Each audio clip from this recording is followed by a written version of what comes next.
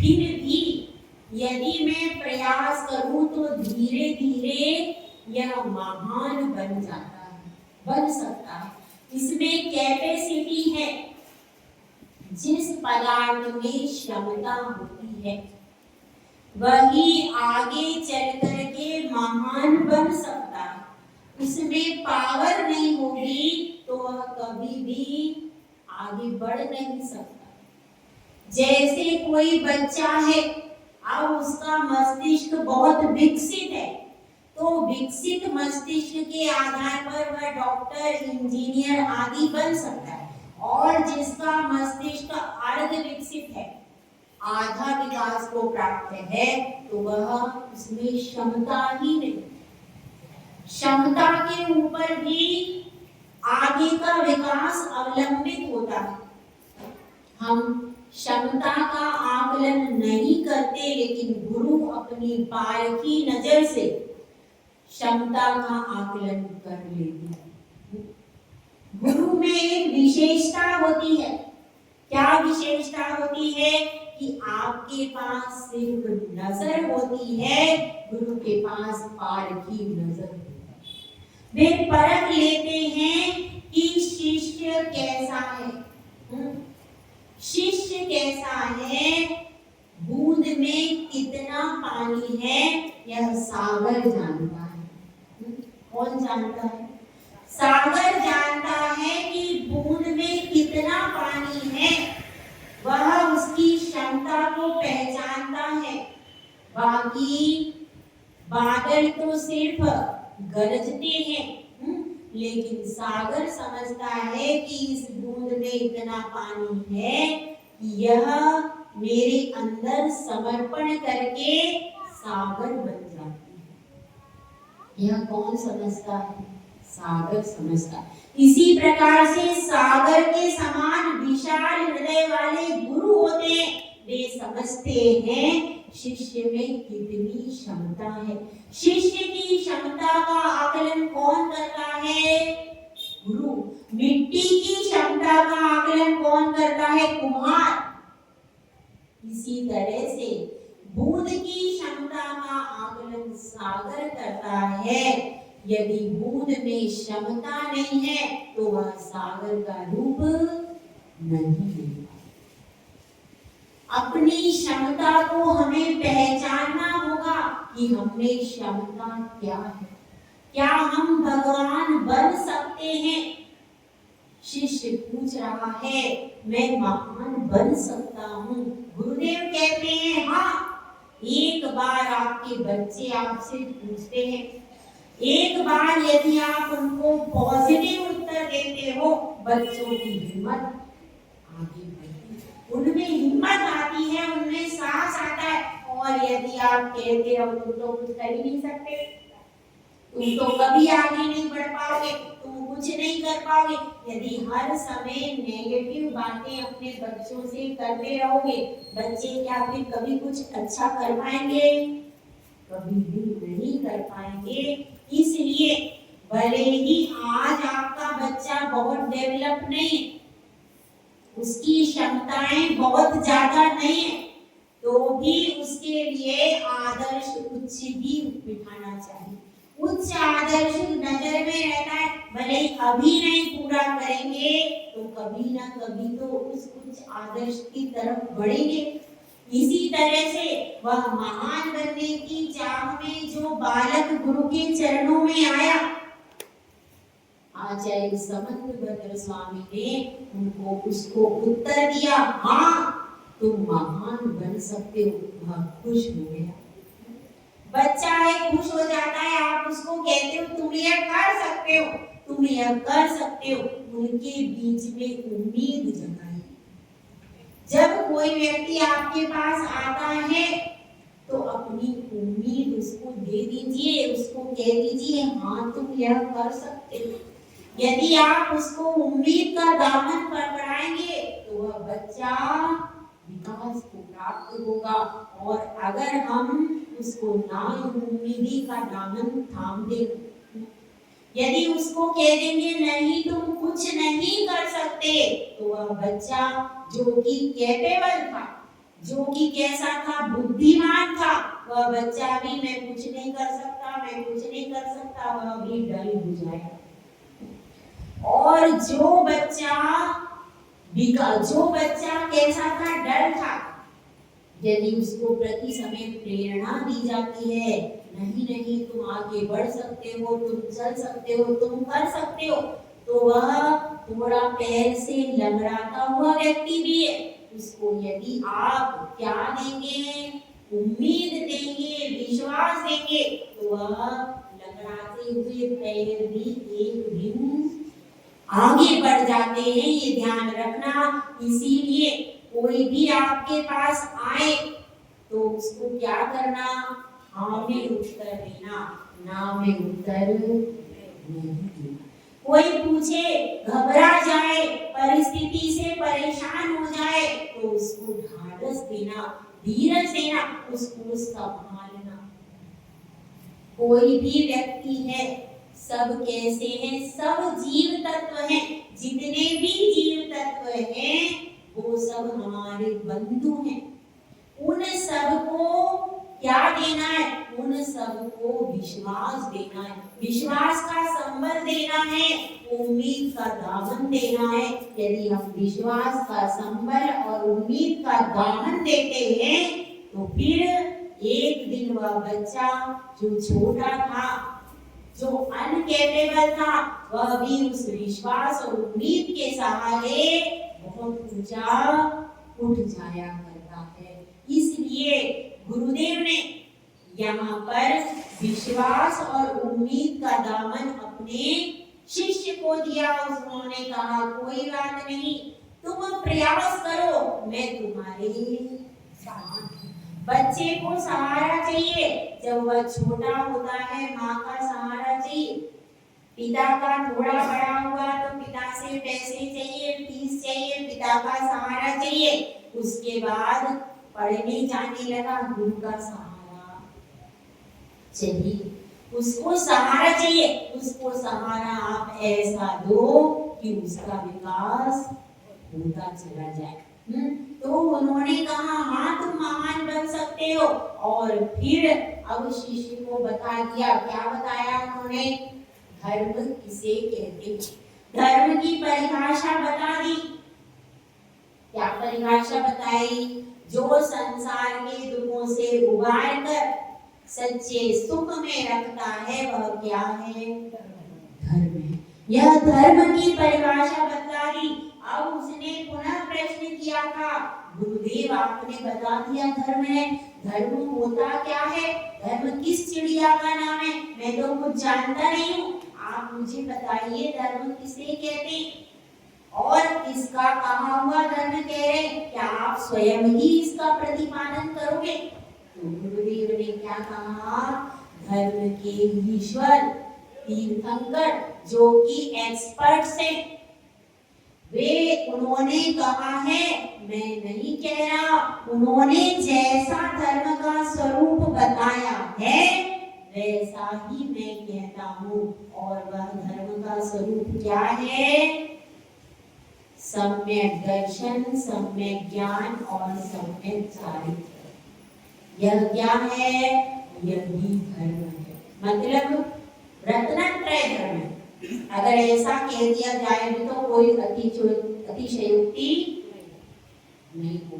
रत्नत्रय धर्म है। जब यह बता दिया तो अब वह शिष्य तो बहुत जिज्ञासु है, वह शांत बैठने वाला बालक नहीं है। उसने कहा ठीक है, आपने बताया धर्म के ईश्वर तीर्थंकर ने कहा है और यह तीन रूप है, तो मुझे यह तो बताइए, क्या बताइए, यह बताइए कि यह जो सदृष्टि है यह कौन सी चीज है।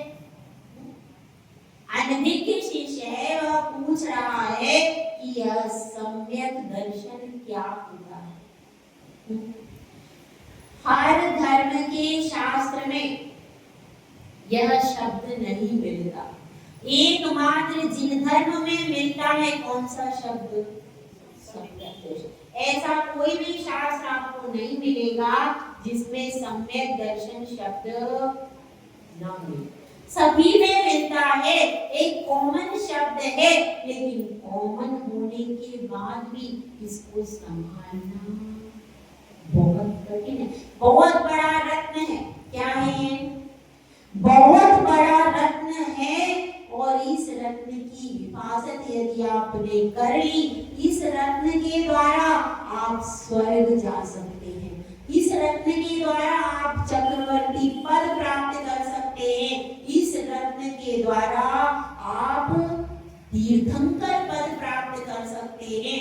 यह रत्न ऐसा है, एक बार आपके हाथ में आ जाए तो फिर आप अर्ध पुद्गल परावर्तन काल तक उसके आगे संसार में भटकते, मोक्ष की रिजर्वेशन हो जाती है यदि ये रत्न हाथ में आ जाए। इतना बहुमूल्य यह रत्न है, तो इसको उत्पन्न करना तो सरल है, लेकिन इसको संभाल के रखना बहुत कठिन है। फिर भी कोशिश करेंगे तो जरूर होगा। कोशिश करने के बाद हर चीज कैसी हो जाती है? सरल हो जाती है। इसीलिए कह रहे बच्चे को महान बनना। अब उन्होंने बता दिया, अब पूछ रहा है कि ये सम्यक दर्शन क्या है, तो गुरुदेव बता रहे हैं सम्यक दर्शन किसको कहते हैं। बहुत सुंदर गाथा है, इसको जिसने पढ़ लिया एक गाथा में पूरा सम्यक दर्शन पूरा बता दिया। बहुत सुंदर और इंटीग्रेटेड समग्र है इसमें। जिसको सम्यक दर्शन के बारे में जानना हो, समझना हो, कुछ नहीं, एक गाथा उठा लो, उसमें सब कुछ अलग से देखने की जरूरत नहीं। इतनी सुंदर गाथा है, अपन उसको पढ़ते हैं। गाथा नंबर 4। श्रद्धानां परमार्थानां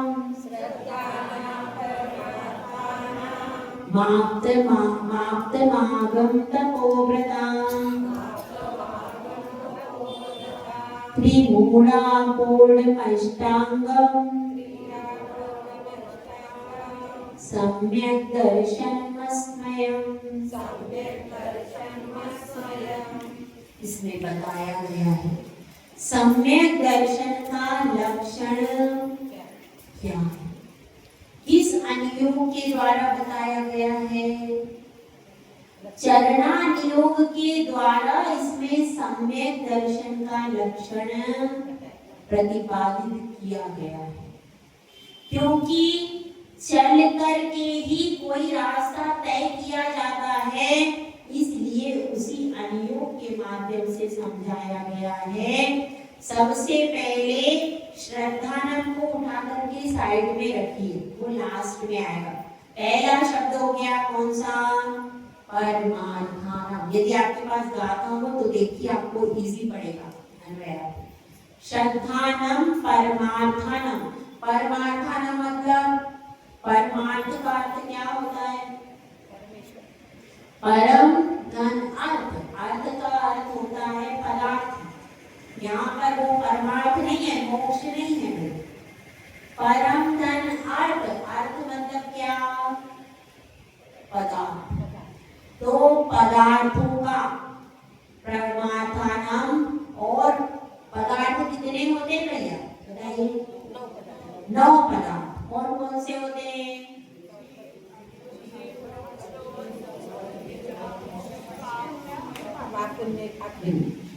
क्या होते हैं? और इधर से कोई बताइए, आपको आते हैं 9 पदार्थ के नाम? नहीं। हाँ दिव्या जी आप बता दीजिए एक बार, खड़े होंगे अच्छे से।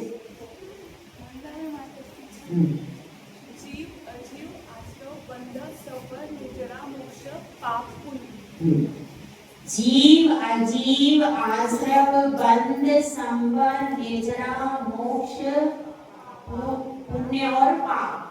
ठीक है, ये क्या है? यह 9 पदार्थ है। तो यहाँ पर बताया है। अब यहाँ पर श्रद्धानम भी ले लीजिए नीचे से। परमार्थानम श्रद्धानम, इसका अर्थ क्या हुआ? 7 तत्व 9 पदार्थ। या 6 द्रव्य, ये सब इसके अंदर समाहित हो जाते हैं। तो इन सब का क्योंकि जीव अजीव दोनों आ जाते हैं तो उसमें यह सब समाहित हो जाते हैं। इसलिए परमार्थ मतलब 9 पदार्थ का समीचीन श्रद्धा क्या है? सम्यक दर्शन है। आप्त आगम तपोव्रता। उसके बाद दूसरी चीज क्या है? दूसरी चीज बताई है आप्त। आप्त का मतलब क्या है?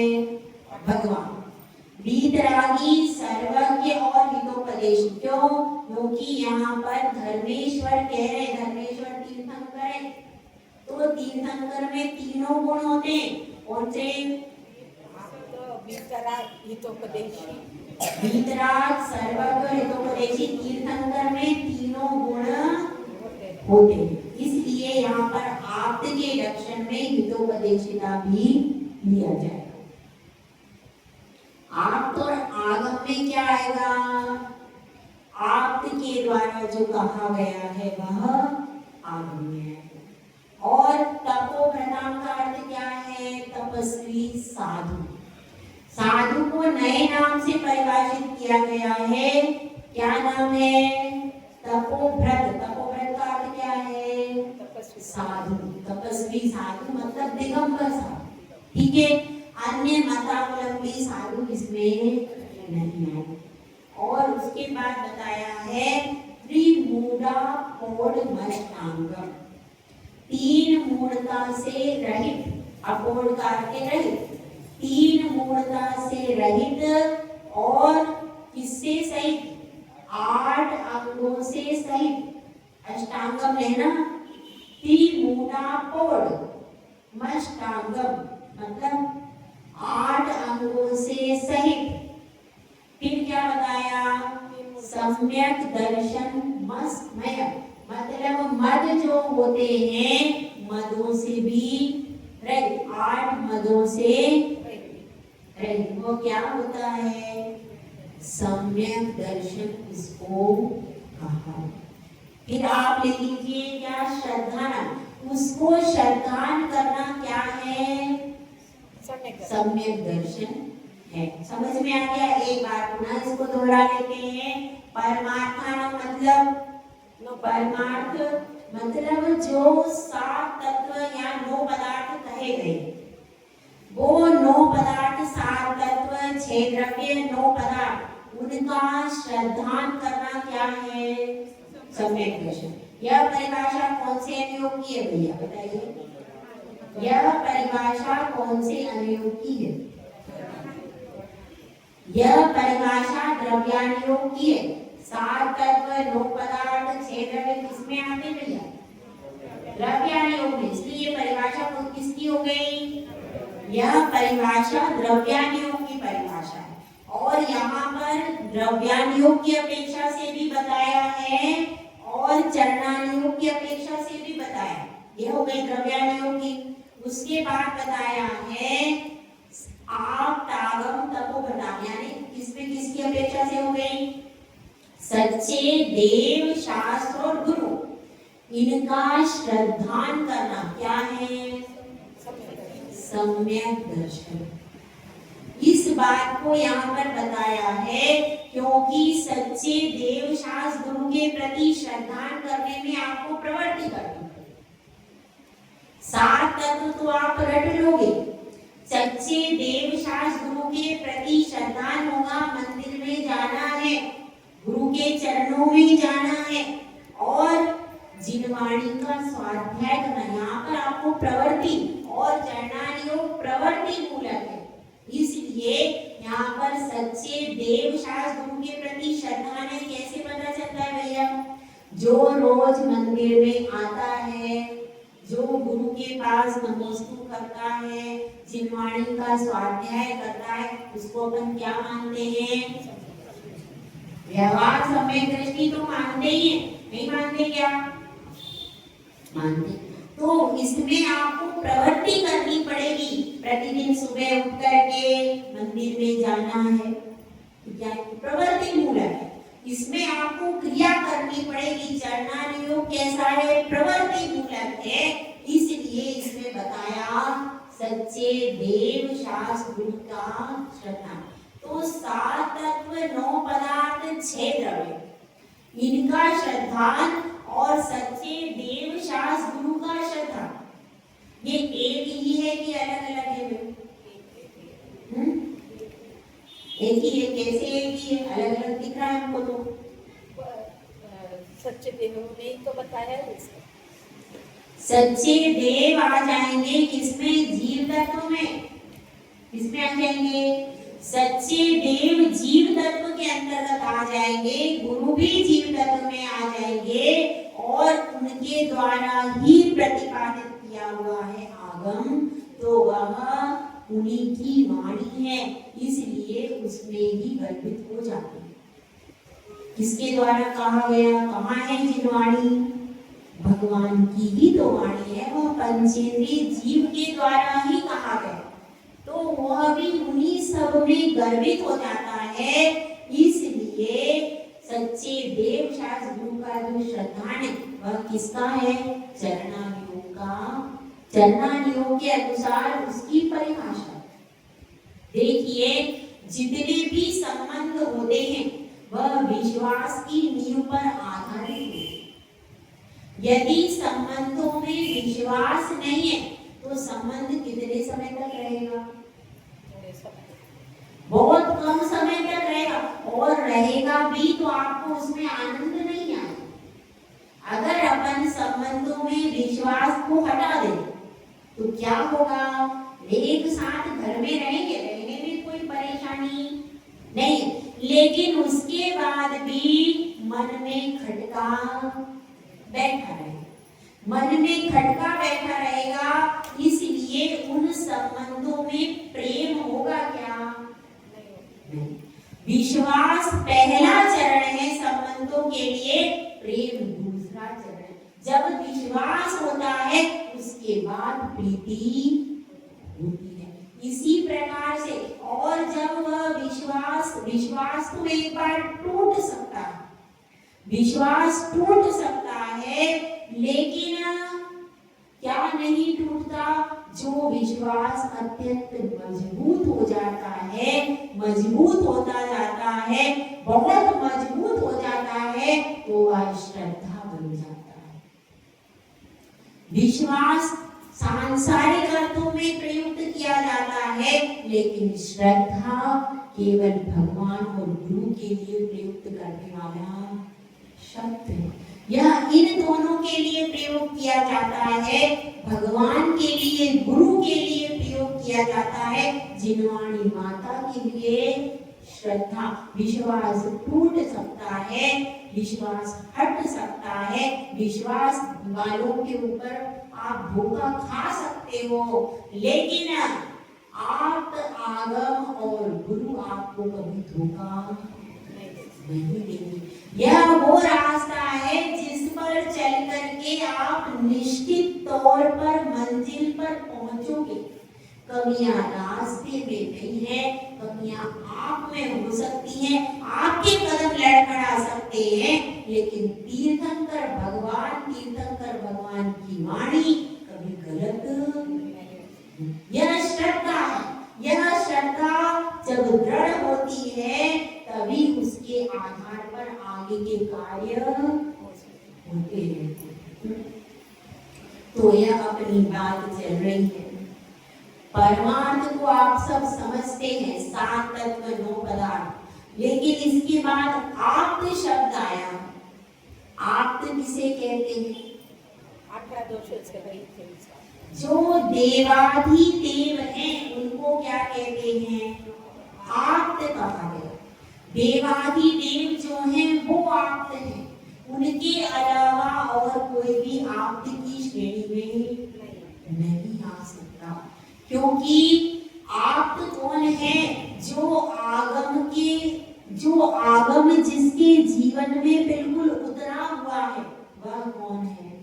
वही जिसको आगम के लिए कोई लिखने की जरूरत नहीं है, समझने की जरूरत नहीं है, जो साक्षात आगम का ही रूप है, वह है आप।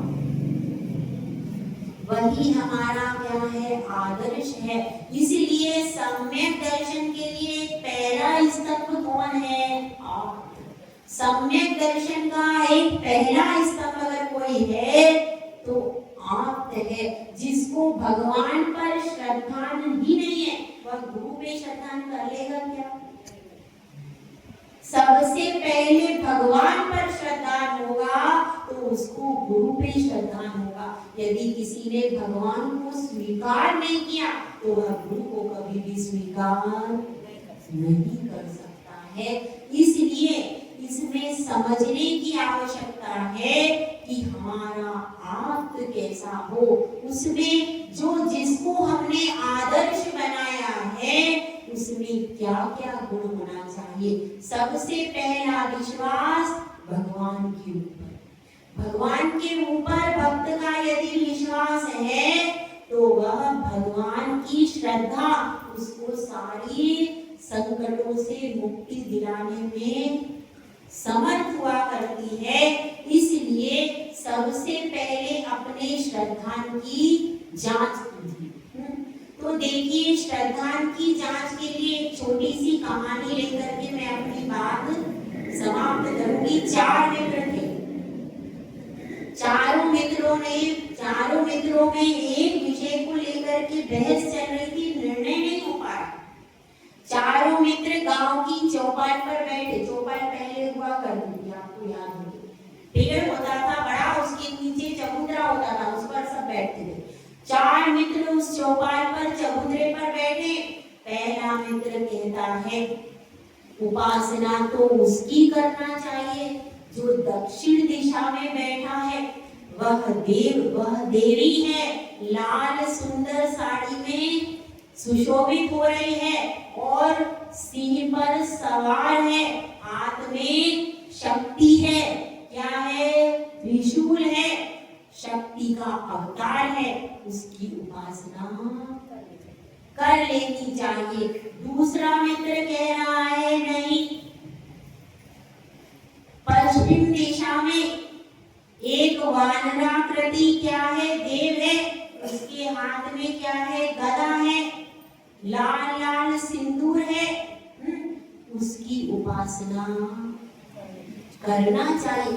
तीसरा कह रहा है, नहीं, जो विश्व का संहार करने वाला है वही सबसे ज्यादा शक्तिशाली है, जिसके हाथ में डमरू है, जटाओं में गंगा है, बैल पर सवार है, साथ में कौन है, गौरी है, उसकी उपासना करना चाहिए।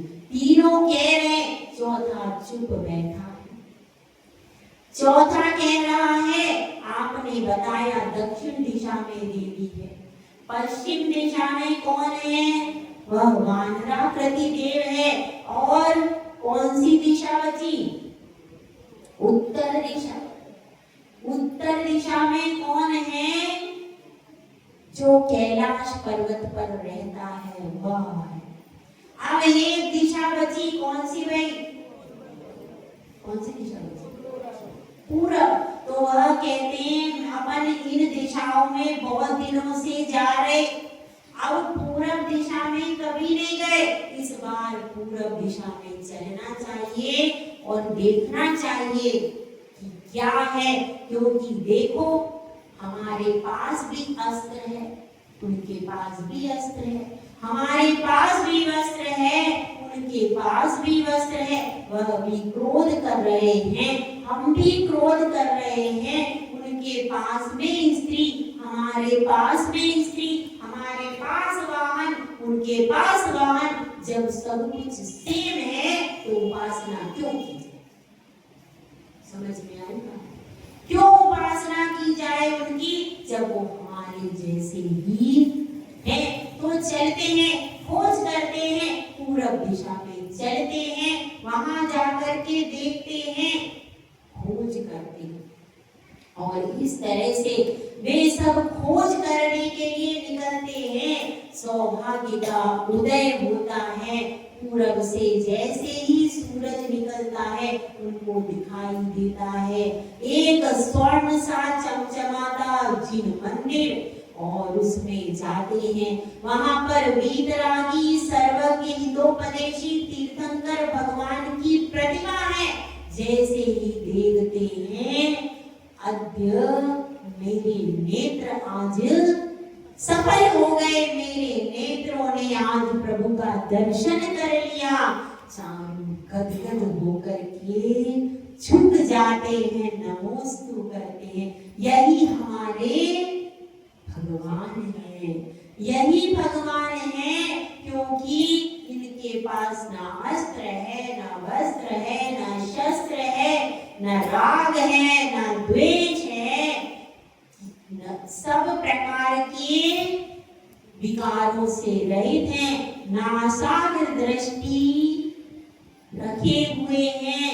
इनको कहीं जाना नहीं है, पांव इनके स्थिर हैं, हाथ इनके बंधे हुए हैं, ध्यान मुद्रा में हैं। हमें तो इनके ही आदर्श पर चलना है। हम भी अपने मन में निर्धारित करें, क्या निर्धारित करें? यह निर्धारित करें कि हमारा देव अब कौन हो। वीतरागी सर्वज्ञ और हितोपदेशी जो है वही हमारा देव है। इसके अलावा उन देवाधिदेव को छोड़ करके किसी और की उपासना हमको नहीं करनी है। जय बोला जय सुंदर सागर महाराज की जय।